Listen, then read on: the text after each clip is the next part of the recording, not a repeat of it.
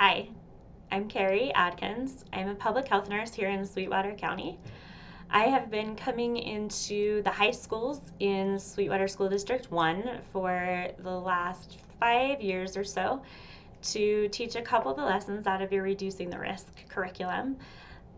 We brought this curriculum to Sweetwater County about 5 years ago, and we have seen huge improvements in knowledge of reproductive health in our adolescents, as well as a large decrease in the number of teen pregnancies that we have annually.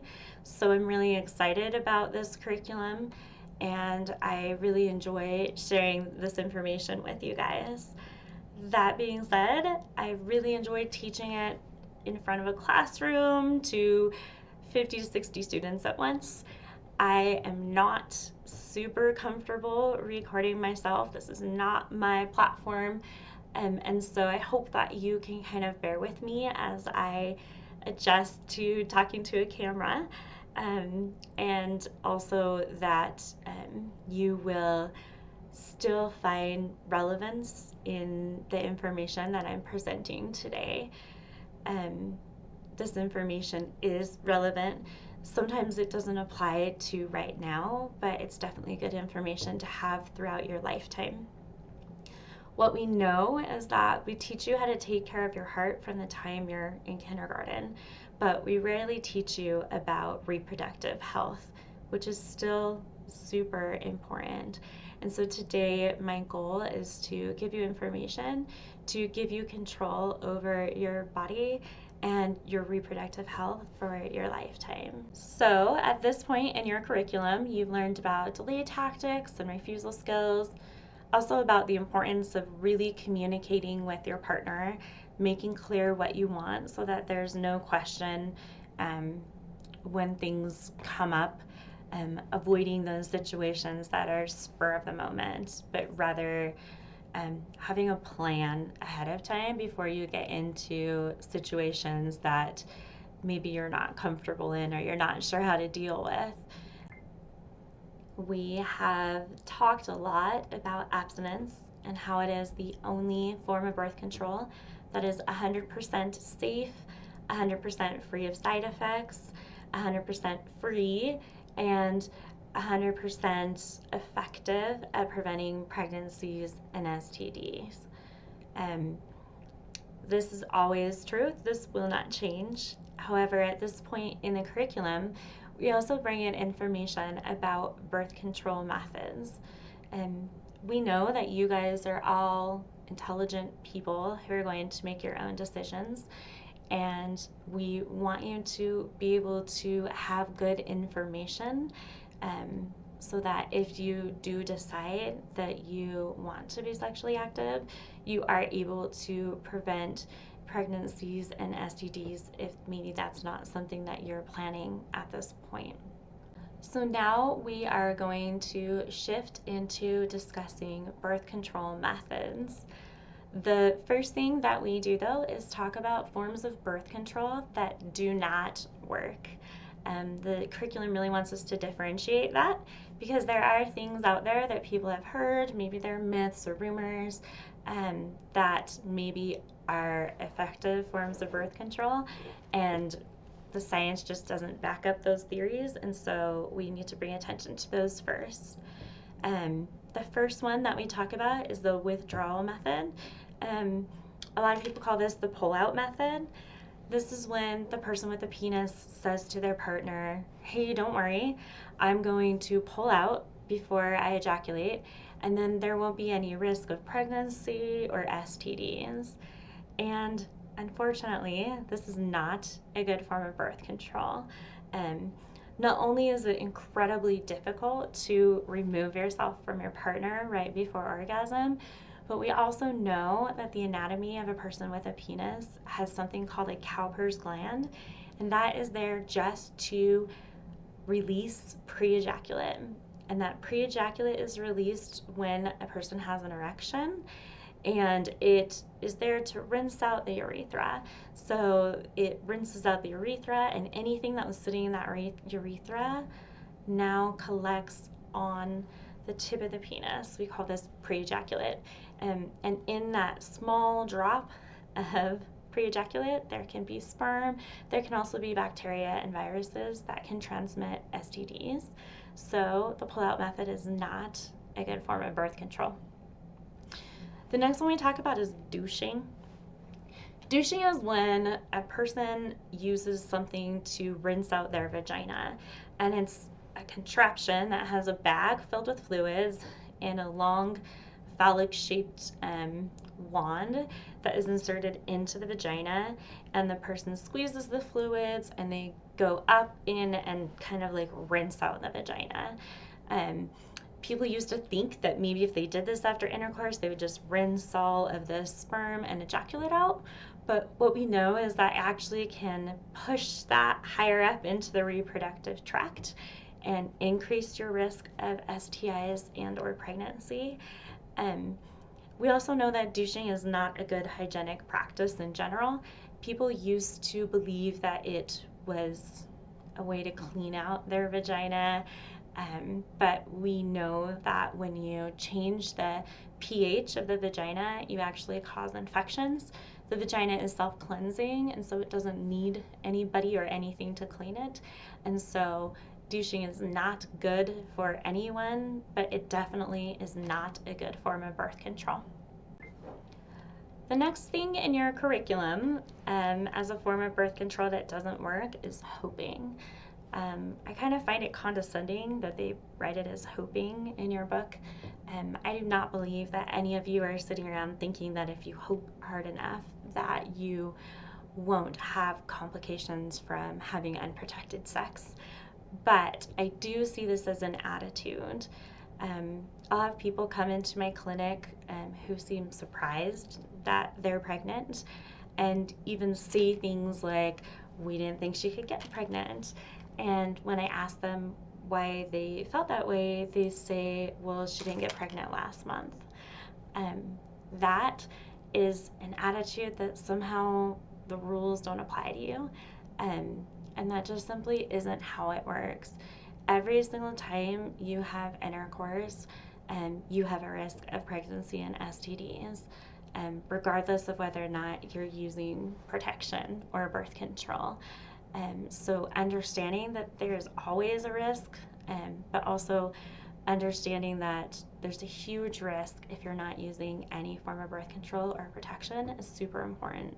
So believing that somehow you're going to be safe is not a good form of birth control. The next one the curriculum talks about is the rhythm method. This is a form of natural family planning where the person with a vagina says, "Okay, so I think I have my period around like the 15th of every month, so I probably ovulate around the 1st.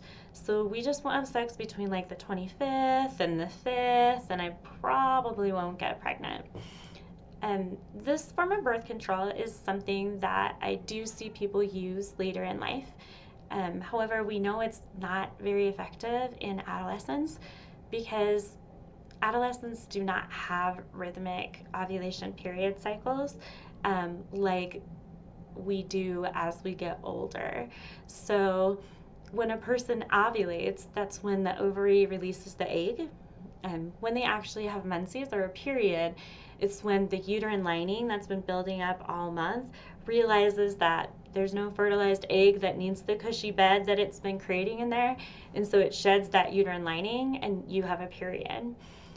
As we get older, they do tend to happen about 14 days apart, but we know that in adolescence it's very unpredictable. So we see adolescents get pregnant on their period or the day before or day after their period. So thinking that you can just kind of have a grasp on when you're ovulating at this point in your life is not a good form of birth control. So the first form of birth control that we always talk about, the only form that is 100% safe and 100% effective, is abstinence. Abstinence is the only form of birth control that comes with no risks. And while I'm not trying to scare you, I will be sharing risks and how effective each form of birth control is as I explain birth control methods. This is really to make sure that you have all the information that you need to make decisions regarding birth control and contraception whenever that becomes important or relevant to you in your lifetime. All of the risks and side effects and efficacy that I'm going to be talking about today came from bedsider.org. This is a research-based, government-funded website that has fantastic information about all sorts of birth control methods. Also, what I'm going to be talking about today, for the most part, these are forms of birth control that sort of are the responsibility of the person with a vagina. Sometimes I'll be teaching this and people who don't have a vagina will ask why this is relevant to them. And so I want you to know that this is relevant to everyone. If you are a person with a penis who is trying to prevent pregnancy, understanding how these forms of birth control work will help you to, first of all, decide how comfortable you are with different forms of birth control. So are you comfortable with something that's 93% effective? Would you be more comfortable with something that's 99.8% effective? Also, if you know how these things work, then you know how to kind of monitor and make sure that they're being used correctly. If your partner is using the birth control pill as a form of birth control and you notice that they were taking their pill every morning on the way to school and now they're not, maybe they're not taking it correctly. But if you don't understand that, then it's not something that you can discuss. Remember that your partner's risk for pregnancy is the same risk that you have for pregnancy. The difference is that if you're a person with a penis and your partner gets pregnant, you don't have any choices after that. The person with a vagina, they have all the decisions. They decide if they're going to continue the pregnancy and parent, if they're going to continue the pregnancy and do adoption, or even if they're going to have an abortion. You, as the person with a penis, do not have any choice over that. If your partner decides that they're going to parent, then you have other responsibilities that go along with that. In the state of Wyoming, they will let you swear off your right to that child. If you don't want visitation, you can sign that away, but they will not let you sign away your financial obligation. So if you have a partner who gets pregnant and decides to continue with the pregnancy and parent, you will be responsible to pay child support for 18 years. Before I get started on methods, I like to do a quick little anatomy lesson. This is meant to be the anatomy of a person with a vagina. Here we have the bladder, and this is the urethra. The urethra is where urine comes out of. Then we have the vagina. The vagina is not a huge gaping hole, and it's just made that on this model for the purpose of me showing how different forms of birth control work. The vagina is actually like a pocket that stays closed, and it only expands just enough to let whatever it's letting in inside it, and otherwise it stays pretty tightly closed. Below the vagina, we have the anus. So unlike a person with a penis, a person with a vagina has 3 separate holes in their perineal area, where a person with a penis only has 2. Also inside we have the uterus, which is here. The bottom of the uterus is called the cervix. And then we have ovaries and these ovarian or fallopian tubes. Ovaries are where the body stores the eggs, and the tubes really are just kind of a path for the eggs to get into the uterus. So that being said, I'll start with estrogen progesterone combo birth controls. These are birth controls that have both estrogen and progesterone in them, and they work by blocking ovulation. So they keep the ovaries from releasing the egg. They also stop menstruation. So the person with a vagina just takes 1 pill every day. This is a 1-month pack, so they would take one pill every day for 3 weeks, and those 3 weeks would have hormones in them. And then when they get to these pale pills here, these don't have hormones in them. So they take these and their hormone levels drop, and it triggers them to ovulate and menstruate at about the same time. So a person really like just has a period when they get to these pale pills. Sometimes people's providers will say, you know what, go ahead and skip the pale pills. And so you can talk to your provider and you can take birth control pills and go maybe 3 months in between having a period or ovulating. Really just depends on you and your provider and what your provider feels is best for you, but definitely an option. The pill is about 93% effective with typical use. It's 99.7% effective with perfect use. And what we know about the pill is that it needs to be taken about the same time every day. If a person forgets it or maybe forgets for a long period of time, their hormone levels could drop just enough for them to ovulate. And even if they don't menstruate, they might be able to get pregnant. So taking the pill every day is super important. The best thing really is if you're using the pill as your form of birth control, have a timer or an alarm on your phone that reminds you to take your pill every day, or take it every day with your other pills. But when you don't take it correctly, you definitely have an increased risk of pregnancy when using this form of birth control.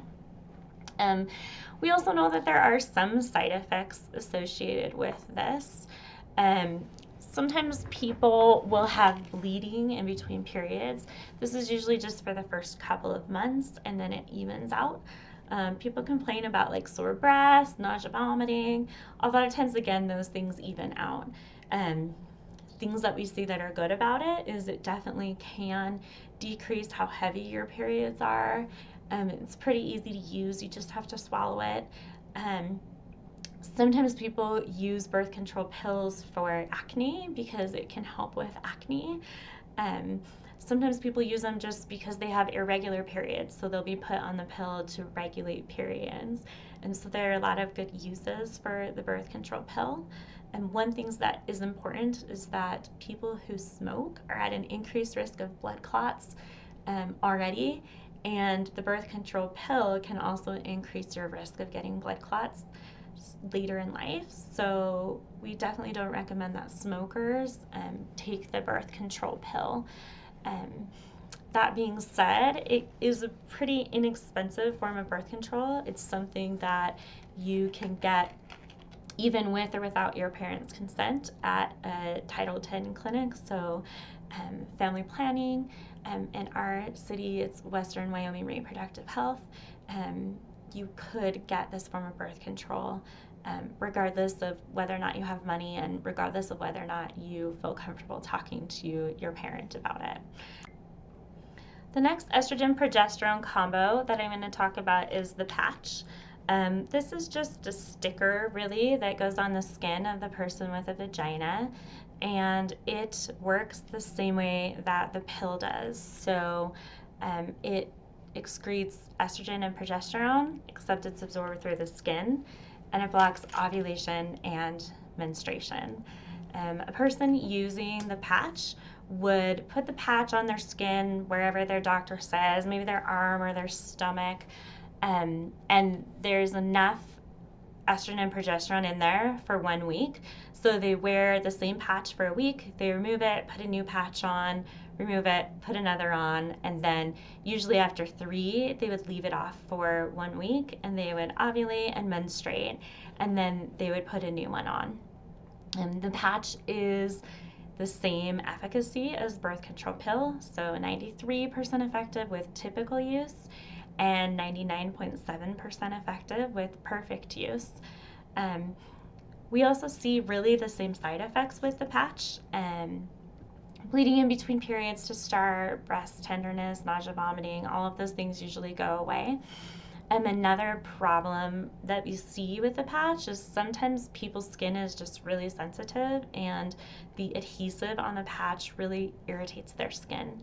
So if you are a person who gets really sore or breaks out from Band-Aids, for example, this probably is not a good form of birth control for you.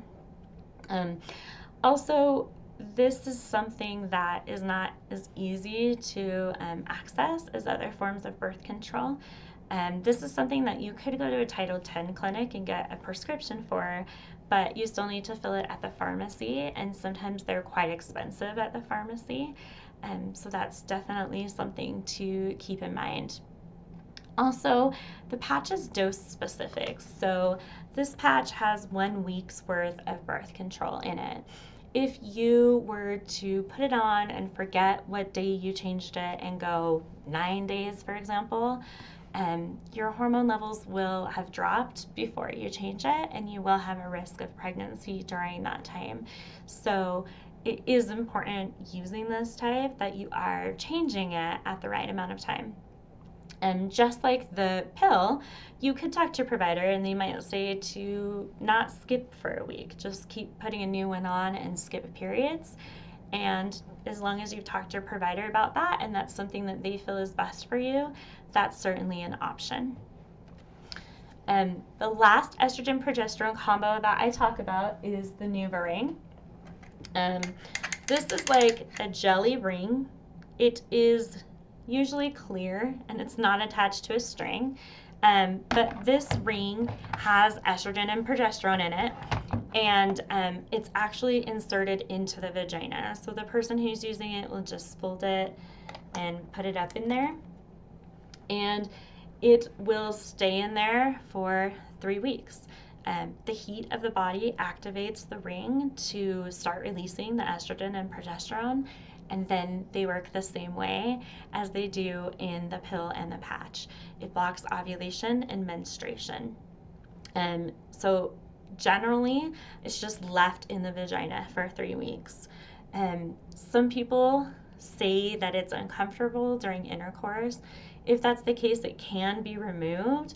For the sake of intercourse, the person just gets their finger in there, hooks it, pulls it out.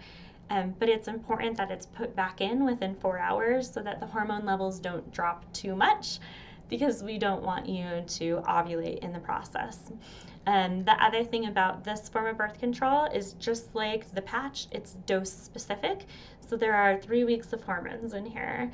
If you forget to change it, or you go maybe a couple days over and don't realize when you last changed it, you definitely have a risk of pregnancy because your hormone levels will drop either way. So something to think about when you're using this, again, is just making sure that you are changing it in the correct amount of time. This is also 93% effective with typical use and about 99.7% effective with perfect use.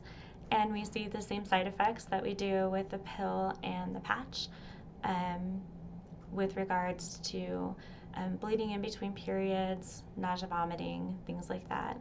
An additional risk we see with this is some people will have an increase in vaginal discharge when they're using this. This is something that is available at our family planning clinic, and you can get it at little to no cost with or without parental consent. However, this does need to be stored in the refrigerator, so if you get more than 1 month at a time, you need to be able to store them at refrigerated temperatures so that they aren't activated and releasing estrogen and progesterone early. So those are the combination birth controls.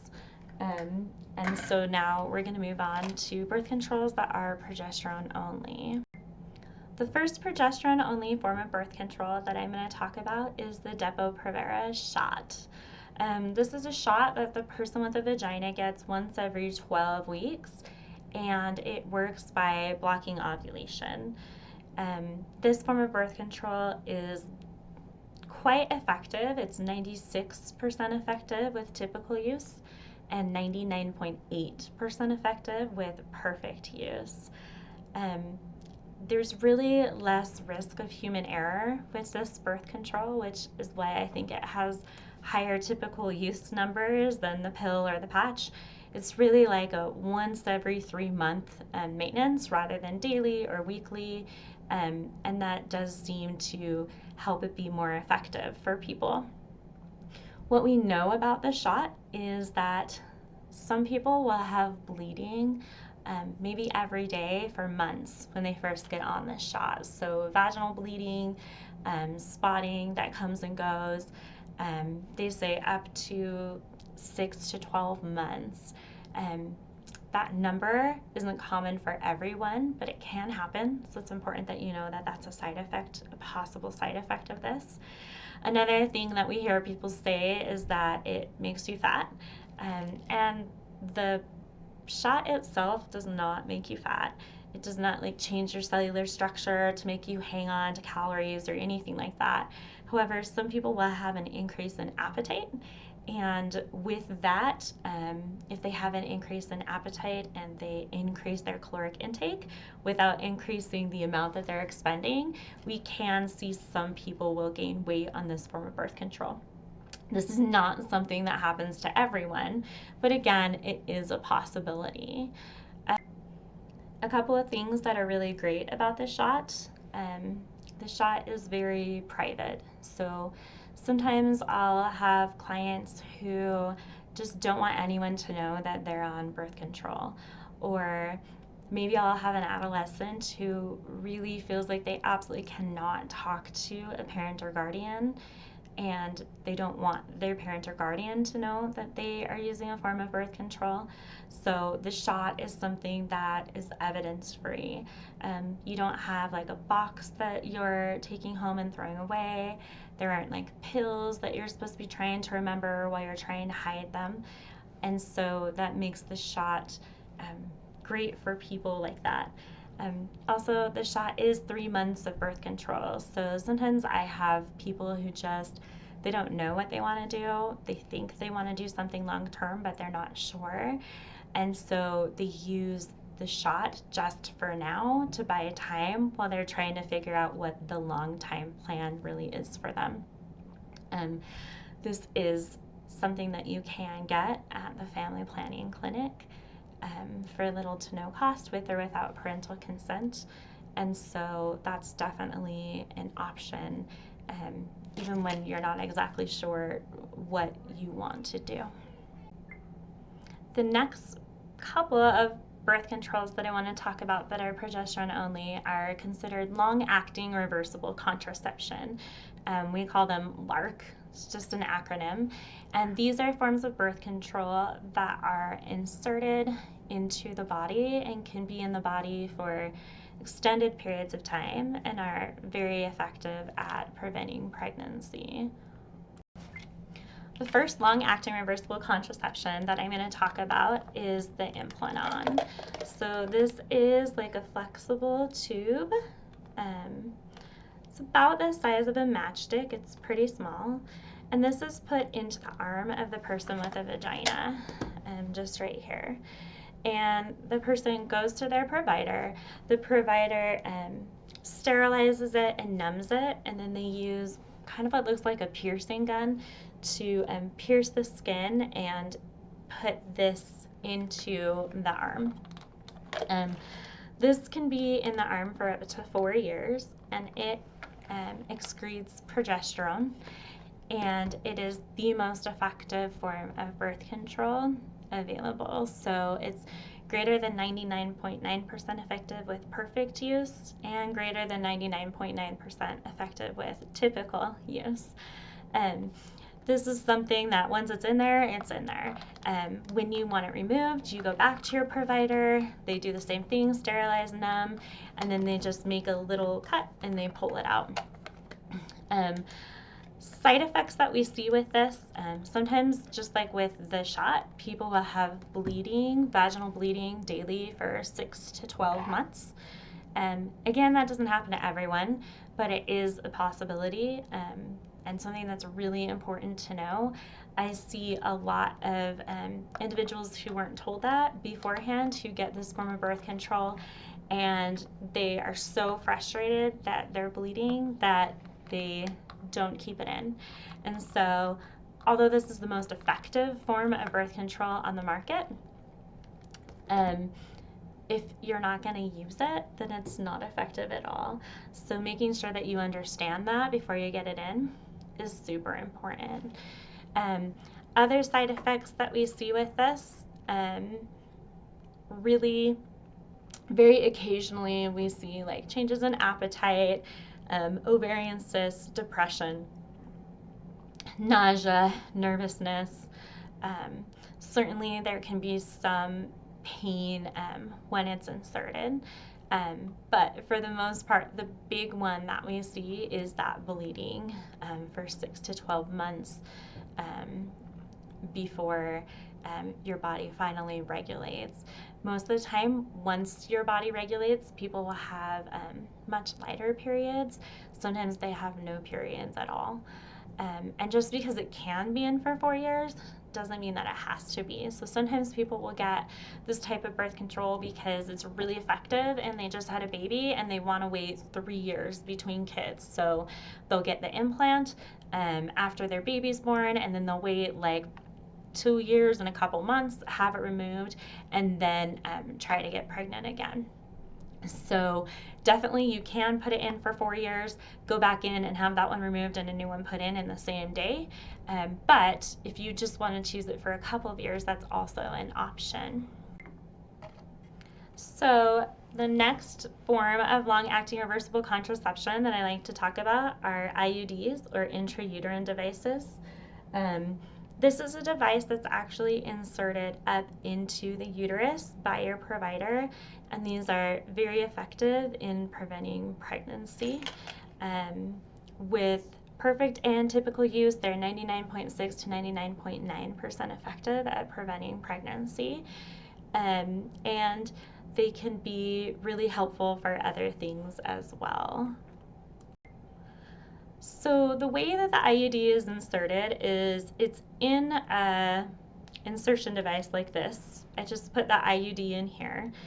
Usually the strings are going through the insertion device, but since I've pulled it out enough times, trying to string it takes too much time for me to show you this. But what happens is the provider uses a speculum that holds the vagina open, and they visualize the cervix, so they actually can see the bottom of the cervix. Sometimes they'll use a tool to measure how big the uterus is. And if you've never had a baby before, a lot of times they'll use a tool to open the cervix a little bit because your cervix has never been opened before. And so it can be difficult to get this device in without dilating that cervix just a tiny bit. And once that's done, the provider just inserts the device through the vagina, up through the cervix, and they pull this trigger and out it comes.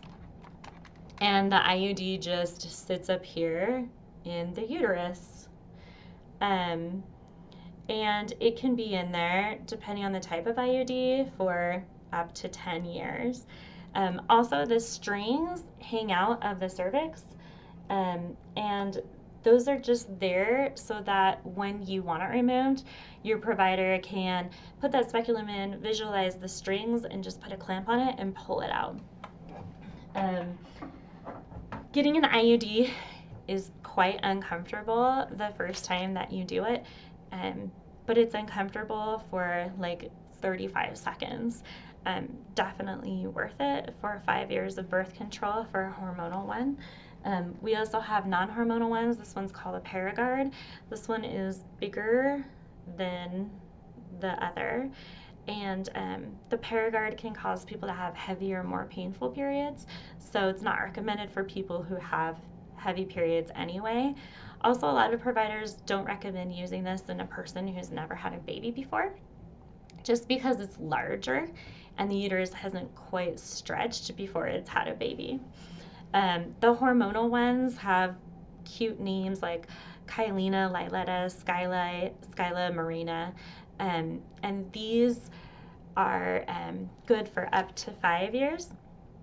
And these, for the most part, a lot of women will have much lighter, less frequent periods. Some people won't have periods at all. And we also see people have a decrease in mood swings, decrease in PMS symptoms. So it is phenomenal for that as well. The IUDs, just like the Implanon, it can be put in for up to 5 years on this one, but you can have it removed whenever you want to. So again, you want to have babies 3 years apart, you take it out 2 years and a couple months after your last baby is born. And the IUD is the one form of birth control that we don't see any change in fertility. So sometimes when people stop using birth control, they have a hard time getting pregnant. With this form of birth control, we don't see that, which is pretty phenomenal when we're thinking about birth control methods. Also, this type of birth control can be used for a lifetime. You could say like that you're done having babies and just get a new one every 5 years if you wanted to do that. And it is very, very effective in preventing pregnancy. The last progesterone-only birth control that I'm going to talk about today is Plan B, or the morning after pill. This is a single pill that the person with a vagina takes as soon as possible after Plan A failed. So maybe you are using condoms and the condom broke, or maybe you were planning to be abstinent and you weren't. Whatever that Plan A was, Plan B can help by blocking ovulation. Plan B is not an abortion pill. Sometimes people in my age, probably a lot of your parents, think that Plan B is an abortion pill, but Plan B will not cause an abortion. It's progesterone, and progesterone is the hormone of pregnancy. So if you have already ovulated before you take the pill, Plan B might just make it like a nice cushier environment for an egg to implant, but it will not stop a fertilized egg from implanting or attack the cells in a fertilized egg. All it does is block ovulation. This is why taking it as soon as possible after Plan A fails is really important. So if you let's say you had the condom break, ideally you would go, oh no, the condom broke, we need to go to the pharmacy and get Plan B. Plan B is available any place that has a pharmacy. So Walmart, Smith's, Albertsons, Walgreens, they all have them. They're all in the condom section.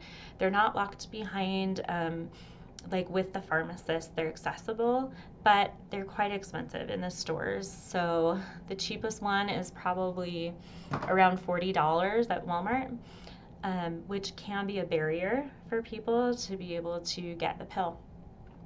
Other options, the family planning clinic, you absolutely can get the morning after pill there for little to no cost, but they have business hours. So if you have the condom break or whatever it is on Saturday at 2 in the afternoon, waiting until Monday at 8 a.m. is giving yourself like 36 hours where your body could ovulate.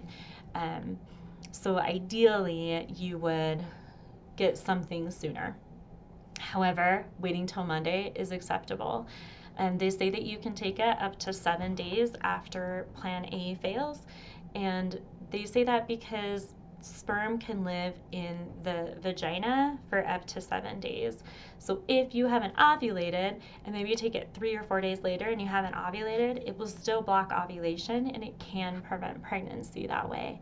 If you've ovulated before you take it though, it's not going to help you in preventing pregnancy. So if you don't have the money, maybe you could talk to your parents. If that's not an option, maybe you have a friend's parents that you can talk to, or maybe you have an awkward conversation with your parent that goes something like, Mom, I'm having sex and the condom broke and I need the morning after pill. That's a really awkward conversation again, but it is not as awkward as, Mom, I'm having sex, the condom broke, and you're gonna be a grandma. Yay! Most parents don't want to have either conversation, I suppose, but certainly the first one might be easier than the second one. Regardless, those are available. So maybe it's not something that you'll ever need, but you'll have a friend who is desperate for that information, and so that's something that you can share with them. So you may have noticed that all of the forms of birth control that I talked about today were about preventing pregnancy. None of these forms of birth control will protect against STDs. And so barrier methods of contraception are going to be really important if you're participating in intercourse. And so that is something that we will talk about in another video.